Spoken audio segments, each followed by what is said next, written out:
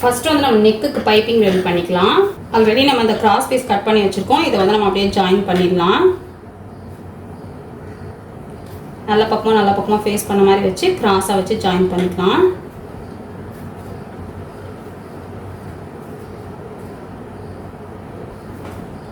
நம்ம ரெடிமேட் பைப்பிங்லேயே அந்த மாதிரி பண்ணிக்கலாம்.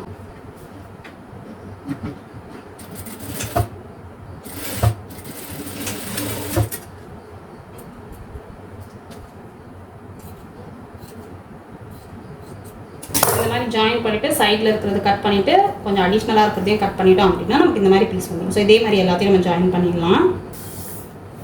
ஸோ இப்போ எல்லா பீஸையும் நம்ம ஜாயின் பண்ணிட்டோம். இப்போ பைப்பிங் உள்ளே வச்சாதான் பைப்பிங் த்ரெட் உள்ளே வச்சு ஸ்டிச் பண்ணோம். அதுக்கு வந்து நம்ம த்ரெட்டு சேஞ்ச் பண்ணிக்கலாம். இந்த கிளாத்தோட கலரில் த்ரெட் போட்டுக்கலாம். இப்போ கைடுமே நம்ம சேஞ்ச் பண்ணிக்கலாம். சிங்கிள் கைட் போட்டுக்கலாம்.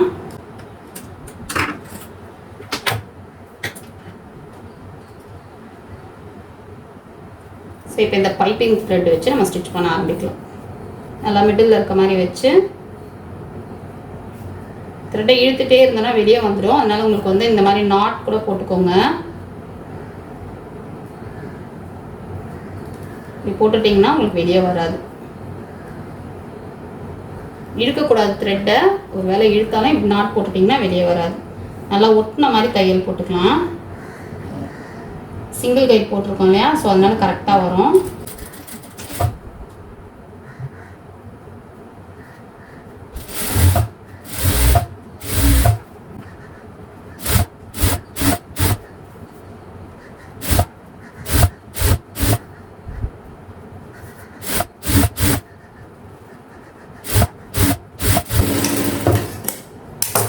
இப்போ ஒரு ஸ்டிச்சு போட்டுட்டோம். இன்னும் ஒரு ஸ்டிச்சு போட்டுக்கிட்டோம் அப்படின்னா நமக்கு வந்து அந்த ரவுண்ட் ஷேப் வந்து கரெக்டாக வந்துடும். ஸோ ஒட்டின மாதிரி இன்னொரு ஸ்டிச் அப்படியே போட்டுக்கலாம்.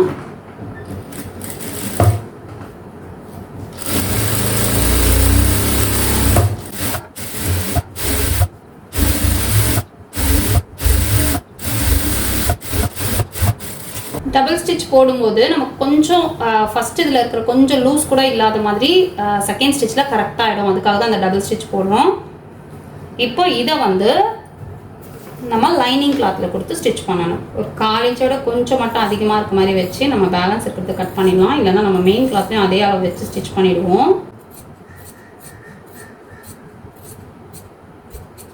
ஸோ இப்போ வந்து அப்படியே நம்ம நெக்கில் வச்சு ஸ்டிச் பண்ணிக்கலாம். ஏற்கனவே நம்ம போட்டிருக்கோம்ல சிங்கிள் கைடு, அதிலேயே வச்சு நம்ம அடிச்சிக்கலாம்.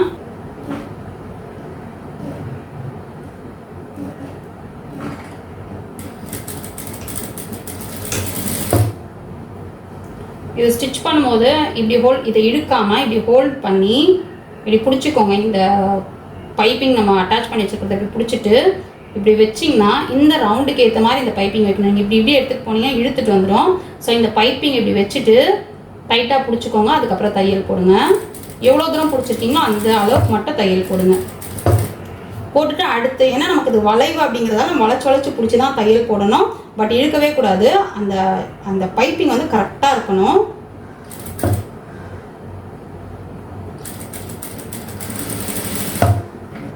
ஸோ இப்படி கொஞ்சம் தூரம் வந்துட்டு இந்த பைப்பிங் வந்து சுருங்கவே கூடாது. இங்கே எக்ஸ்ட்ரா இருக்கிற கிளாத் மட்டும் லைட்டாக சுருக்கம் வரும். பைப்பிங் வந்து சுருங்கக்கூடாது. அதனால் பைப்பிங்கை நம்ம டைட்டாக பிடிச்சிருக்கணும்.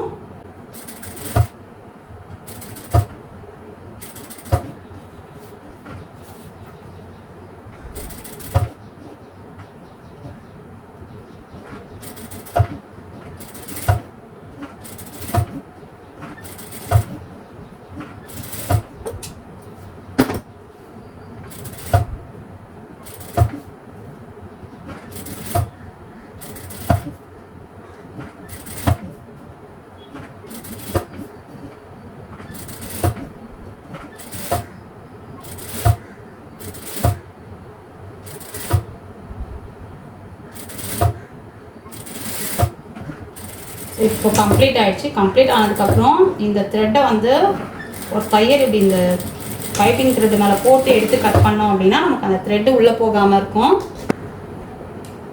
ஸோ இப்போ பார்த்தீங்கன்னா அந்த பைப்பிங் மட்டும் நம்ம அட்டாச் பண்ணிட்டோம்.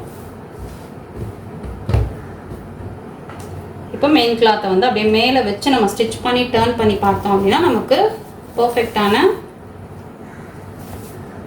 பைப்பிங் வந்துடும். ஸோ இப்போ நல்ல பக்கம் மேலே பார்த்த மாதிரி வச்சுட்டு இந்த பைப்பிங் வச்சுருக்கோம் இல்லையா, அந்த பீஸ் வந்து அந்த நல்ல பக்கத்தை ஃபேஸ் பண்ண மாதிரி வச்சு நம்ம எல்லாமே அரேஞ்ச் பண்ணிக்கலாம். ஏன்னா நெக் கம்ப்ளீட் பண்ணதுக்கப்புறம் எல்லாம் அந்த சைஸ் வந்து ஒரே அளவாக வரும். இப்போ இப்படியே வச்சு ஒரு தையல் போட்டு டர்ன் பண்ணோம் அப்படின்னா நமக்கு அழகான பைப்பிங் ரெடி ஆகிடும். ஸோ ஏற்கனவே தையல் இருக்குது அப்படிங்கிறதால நமக்கு அளவு தெரியும்.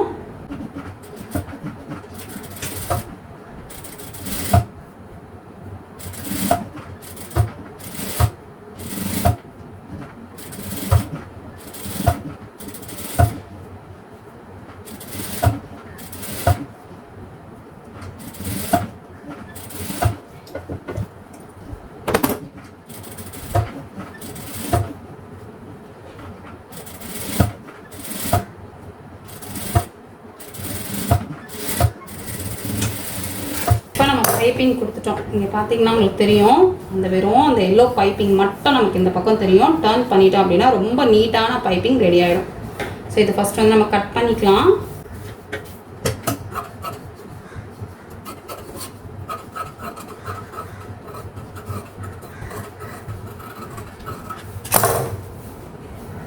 உள்ள இருக்க பீஸ் கட் பண்ணிவிட்டு குட்டி குட்டியாக நம்ம நாச் மெயினாக வந்து அந்த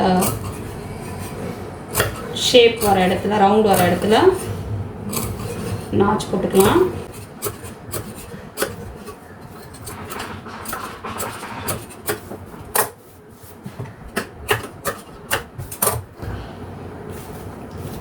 பாருங்க, டர்ன் பண்ணோம் அப்படின்னா நமக்கு அழகாக நீட்டான பைப்பிங் ரெடி ஆகிடும். இந்த மாதிரி பைப்பிங் கம்ப்ளீட் பண்ணும்போது நமக்கு எக்ஸ்ட்ரா வந்து நெக் கம்ப்ளீட் பண்ணுற ஒர்க் எதுவும் இருக்காது. இதுலேயே நமக்கு எல்லாமே ஃபினிஷ் ஆகிடும். இப்போ இதை டர்ன் பண்ணி இது மேலே வந்து ஒரு ஸோ இந்த க்ரீன் த்ரெட்டு வச்சு நம்ம ஒரு தையல் போட்டுட்டோம் அப்படின்னா அப்படியே ப்ரெஸ் ஆன மாதிரி இருக்கும். அப்படி இல்லை எனக்கு வந்து அந்த தையல் கூட தெரிய வேண்டாம் அப்படின்னா நம்ம இப்படியே அயன் பண்ணிட்டோம் அப்படின்னாலே இது வந்து நீட்டாக நமக்கு அந்த பைப்பிங் கம்ப்ளீட் ஆகிடும்.